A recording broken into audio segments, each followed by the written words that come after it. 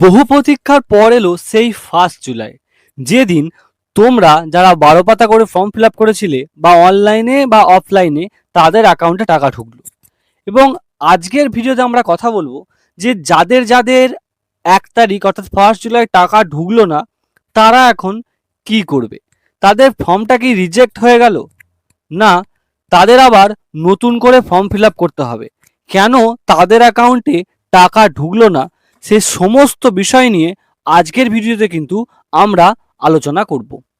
তাই চ্যানেলটা অবশ্যই সাবস্ক্রাইব করে নাও এবং ভিডিওটি কিন্তু শেষ পর্যন্ত দেখতে হবে।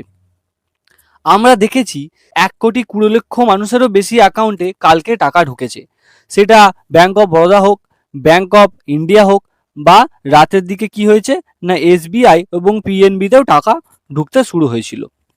তো কিছু কিছু মানুষের কি হয়েছে, টাকা ঢোকেনি। তো এখন প্রশ্ন যে তারা এখন কি করবে, যাদের টাকা ঢুকলো না তাদের পরবর্তী পদক্ষেপ কি হবে। দেখো, তোমাদের যাদের অ্যাকাউন্টে টাকা ঢোকেনি তাদের নিশ্চয়ই কিছু তো সমস্যা হয়েছে, নিশ্চয়ই তাদের যে অ্যাপ্লিকেশনটা সেটা ভেরিফিকেশনের সময় রিভার্টেড হয়ে গেছে, অর্থাৎ কোনো রকম কোনো সমস্যা ছিল সেই জন্য সেটা পরবর্তী স্টেপে যায়নি, অথবা তোমাদের যে অ্যাপ্লিকেশন সেটা কিন্তু রিজেক্ট হয়ে গেছে। তো এখন তোমরা কি করবে। দেখো, আমি স্টেপ বাই স্টেপ তোমাদের বলছি যে তোমাদের এখন কি করণীয়, অর্থাৎ তোমরা এখন কি করবে। প্রথম যেটা তোমাদের করতে হবে সেটা হলো তোমাদের 3 জুলাই অর্থাৎ জুলাই মাসের 3 তারিখ থেকে 5 তারিখ অবধি কিন্তু তোমাদের অপেক্ষা করতে হবে। যদি টাকা আসে তো ভালো, যদি না আসে তারপর সেখানে কি করবে সেটা কিন্তু আমি ভিডিওতে পরে বলছি। একটা কথা আরো বলে রাখি, ধরো তোমাদের এই রকম একটি মেসেজ আসছে অথচ টাকা আসছে না, তাহলে তোমরা কি করবে। তাহলে তোমরা 5 তারিখ অবধি অপেক্ষা করো। এই মেসেজ যদি তোমাদের ফোনে আসে তাহলে তোমরা কিন্তু শিওর টাকা পেয়ে যাবে। এবার ধরো তোমরা 5 তারিখের মধ্যে টাকা পেলে না, তখন কি করবে। দেখো, তখন তোমাদেরকে তোমরা ফর্ম ফিল আপের সময়, ধরো তোমরা অনলাইনে ফর্ম ফিল আপ করেছিলে, তোমরা অনলাইনে ফর্ম ফিল আপ করার সময় নিশ্চয়ই একটা অ্যাপ্লিকেশন আইডি পেয়েছিলে। আর কি পেয়েছিলে না, তোমরা তোমাদের যে ফর্ম সেই ফর্মটা কিন্তু ডাউনলোড করতে পেরেছিলে, যেখান থেকে তোমরা কি করছিলে না তোমাদের স্ট্যাটাসটা দেখেছিলে। তো তোমরা কি করবে, ওই যে অ্যাপ্লিকেশন আইডি আর ওই ফর্ম, ওই দুটো জেরক্স করে নিয়ে এবং তোমাদের আধার কার্ডটা নিয়ে তোমরা তোমাদের বিডিও অফিস অথবা তোমাদের যে পৌরসভা সেই পৌরসভায় কিন্তু চলে যাবে। তাদেরকে গিয়ে বলবে, যারা আর কি ডেটা এন্ট্রি অপারেটর আছে ডিইও, তো তারাও তোমার যে আধার কার্ড দিয়ে ওদের যে পোর্টাল আছে সেই পোর্টালে চেক করে দেখবে তোমার যে অ্যাপ্লিকেশনটা সেটা সাবমিট হয়েছে না অ্যাপ্রুভ হয়েছে না রিজেক্ট হয়ে গেছে। যদি রিজেক্ট হয়ে যায়, ধরো দেখা গেল তোমারটা রিজেক্ট হয়ে গেছে, তাহলে কি করবে। দেখো, তাহলে কিন্তু তোমাকে আবার নতুন করে অ্যাপ্লিকেশন করতে হবে। মানে কি করে করবে, ধরো তুমি যে নাম্বারটা দিয়ে অ্যাপ্লিকেশন করেছিলে আগে সেই নাম্বারটা ছাড়া অন্য একটা নাম্বার দিয়ে তুমি কিন্তু আবার অ্যাপ্লিকেশন করে দেবে।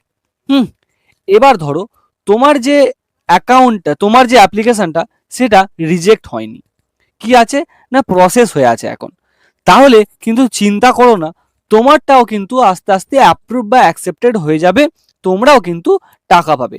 এই নিয়ে কিন্তু তোমার কোনো চিন্তা করার দরকার নেই।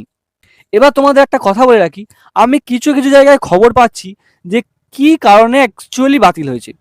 আমি দেখছি যে অনলাইনে যখন ফর্ম ফিল আপ হয়েছিল তখন ওই অন্নপূর্ণা ভান্ডার অ্যাপ্লাইংয়ের নিচে যে ডিবিটি অপশানটা ছিল না, ওই ডিবিটি অপশানে যারা যারা কিন্তু নো করেছিল, অর্থাৎ ওখানে বলেছিল না ডিবিটির মাধ্যমে তুমি কি কোনো টাকা পাচ্ছ, সেখানে যারা যারা নো করেছিল তাদের কিন্তু টাকা ঢুকেছে, যারা ইয়েস করেছিল তাদেরও টাকা ঢুকেছে। কিন্তু বিষয়টা হলো যারা ইয়েস করেছিল এবং লক্ষ্মী ভান্ডার চুজ করে যারা অপ্ট আউটে ইয়েস করেছিল তাদের কিন্তু টাকা ঢুকেছে, যারা যারা নো করেছিল তাদের কিন্তু টাকা ঢোকেনি।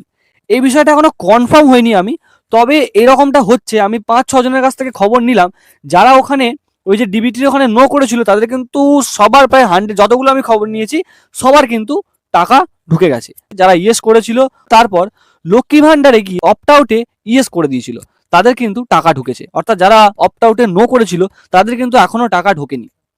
তো এই ছিল একটা প্রসেস যার মাধ্যমে তুমি তোমার যে লক্ষ্মী ভাণ্ডারটা সেটা ঠিক করতে পারো বা টাকা পেতে পারো।